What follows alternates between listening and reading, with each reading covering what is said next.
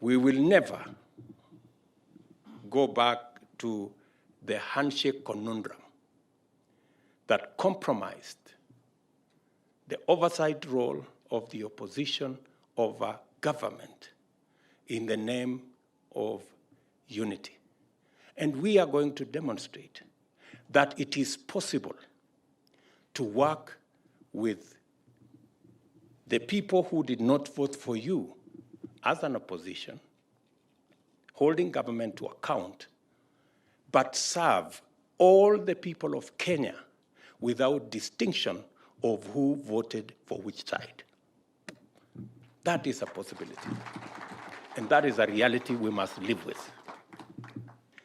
Chapter 7 of the Constitution on the representation of the people was subjected to the most shameful, egregious assault.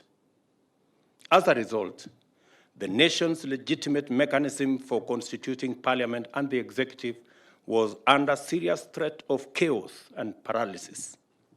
This is the magnitude of the atrocity which shamefully desperate criminal spectacle of the bombers of Kenya represents. The unfortunate events of 2007-2008 are fresh in our minds.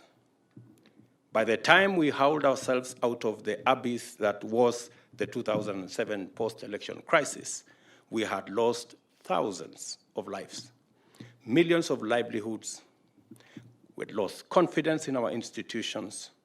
We had lost a lot of hope, and we had lost political sense. The 2022 assault was intended to go much further and subject this country to a much more insurmountable existential predicament. In the midst of this menacing storm of violent criminality, unrelenting corruption, and reckless determination to subvert the Constitution, dismantle institutions, and take our nation apart, a ray of courage and integrity was shown on us by God's grace. The integrity of the state lies in constitutionalism.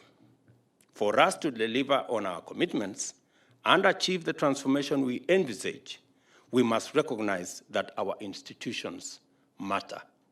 All institutions matter. As you know, this position is not new. We pledged to take measures to enhance the autonomy and efficacy of independent institutions from the first day of this administration.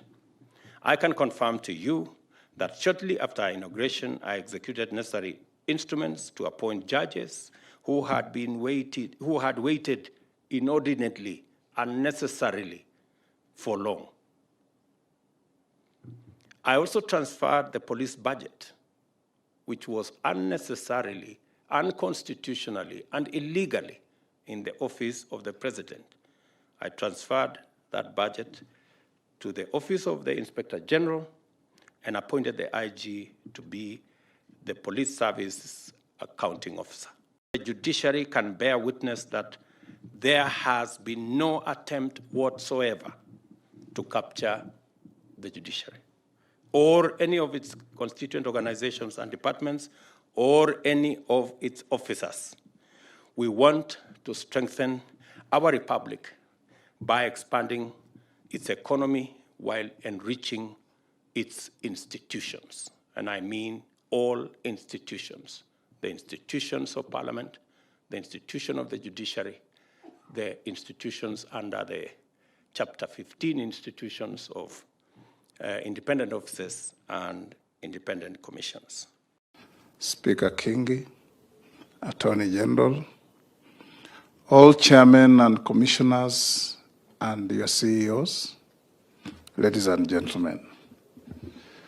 Your Excellency, today is a really important day.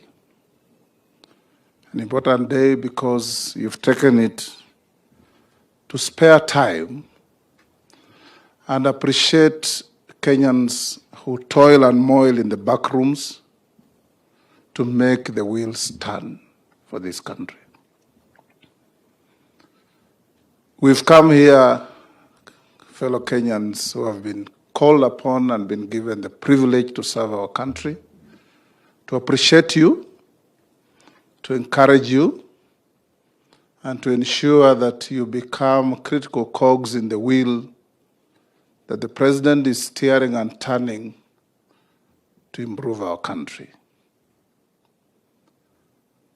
The 3 commissioners retiring, Your Excellency, I'm a bit concerned that the retiring or the exit of Bishop Wabukala and Wafula Chebukati is going to significantly impact on unemployment status in my county.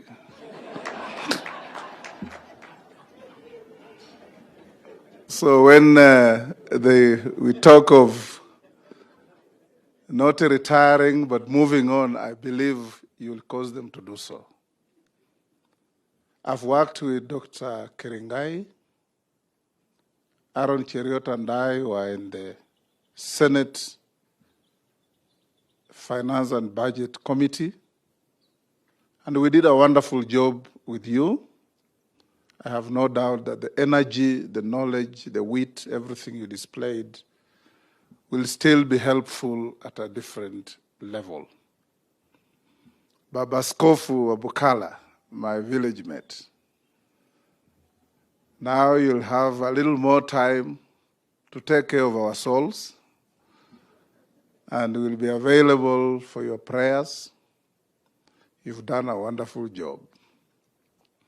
Your Excellency, Speaker King and I have been in Australia the last 1 week for the Commonwealth Speakers Conference.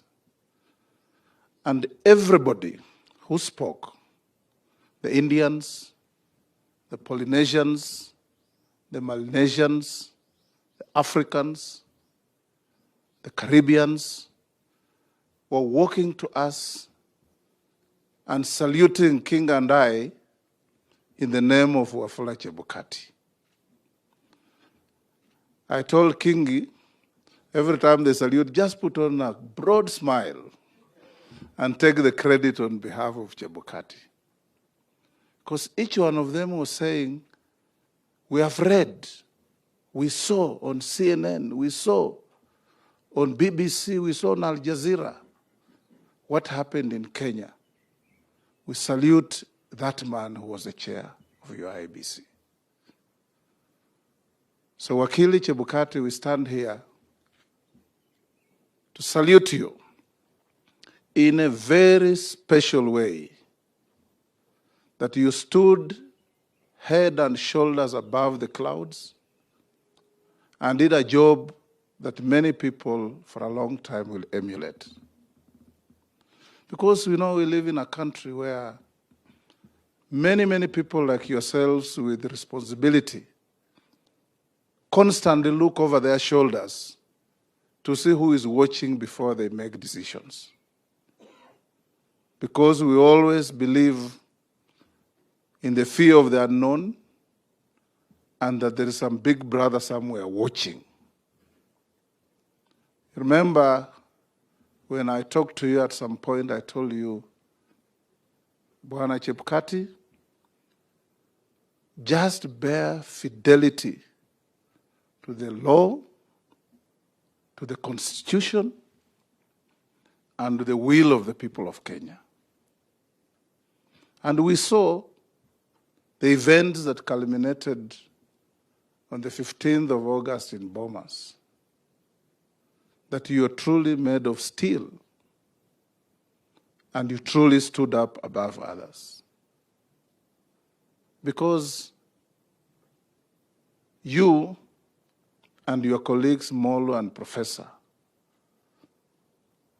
what Speaker King has described is what we all saw. But I saw a little more, because I walked into your office after the commotion and I found Professor Gulie, a professor, an adult, a commissioner, crying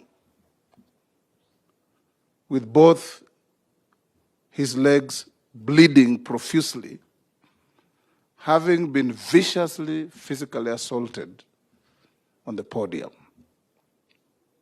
What is surprising, Attorney General, is that all those goons who caused mayhem, caught on CCTV, none has been brought to justice. It's not the best way of fighting impunity.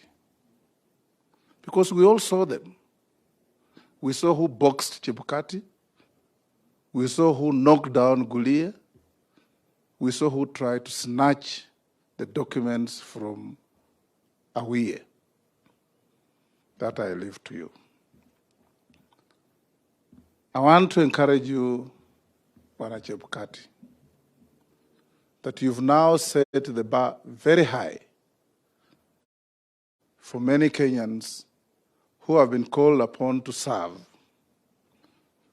You sat in an office where one time one of your predecessors told Kenyans that he didn't quite know who won the elections when he had declared a winner, and so on and so forth. But fortify your future by remembering that in Shaban Roberts' book, Kusadikika, he says, kila wakati inji huwafija mashujaa wake mpaka janga kuu litokee. Janga lipotokea, wewe kama shujaa ulitokea. And, you know, my friend, Professor Kindiki, was one time asking me, what is Chebukati made of? He just sits there, emotionless, doesn't smile. He looks like an old Russian spy. But behind that stoic face lay some tremendous, admirable courage that made Kenya what it is today. Nobody will take it for granted. Nobody will take it away from you. Nobody will forget. Because you did what many people could not do. So as your kinsman and your village mate, if there's nowhere to transition, I will walk with you to make sure that you are not lonely. But our president understands that we have rewarded people who don't deserve any rewards at all in this country. And you deserve more than anybody else those rewards. For you commissioners and chairmen, Chebukati has set the bar for us, that you can actually do the right things in the face of incredible adversary and still walk tall. If what was going on in the country was something that would cause and instill fear and a chill down everybody's spine, we would not be here. But we are here because one man leading a team stood for the country. Honorable Chairman and Commissioners, I don't want to say too much. I lead the Parliamentary Service Commission, but I'm also the Speaker of the National Assembly, where all your budgets come to, where all the oversight over you is done. I want to encourage you that this country does not lack men and women who can work and work better. This country lacks men and women who can use their brain and capacity to work to improve the country, because most of them wait to see whatever they're doing, whether there are consequences or not.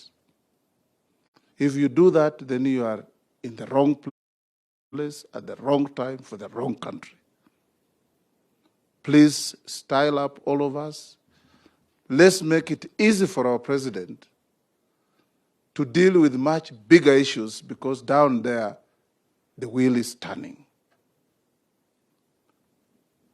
The two good ladies from the Control of Budget and the Auditor General.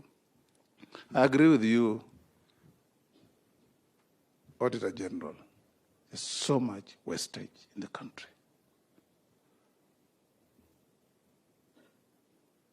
Githu Muigai said that you do postmortems, you operate dead bodies. So we need to find a way of tracking these bodies while they're still alive. And that starts with Margaret. Whatever you want us to do to help you control, you are called the controller of budget.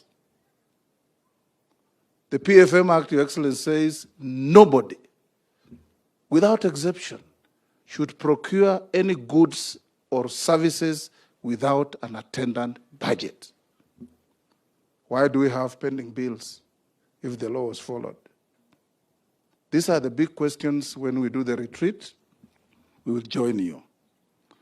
Lastly, Your Excellency, as you lead us to the future, as you lead this great country to where it must be, I want to urge all of us here, in the words of John F. Kennedy, don't ask yourself what Kenya should and must do for you. Ask yourself what you must and should do for Kenya, so that zote tuchangie, nchi yetu iende mbele. Tukifanya hivyo, Your Excellency, you will enjoy your leadership. Lakini tusipofanya hivyo itakuwa kama wakati wa Mzee Moi. Mimi ni driver, sijui mwizi huko kwa basi ni nani, sijui mchoyo ni nani, sijui nani ni nani. But we will support you fully. We will work with you. And we want to make Kenya a better place to live in. Thank you. Deputy President, it's now your duty to come. And in the words of Victoria Renee, she wrote a poem that said, standing where I am, I can see a better tomorrow. Standing where I am, Your Excellency, I can see a better tomorrow.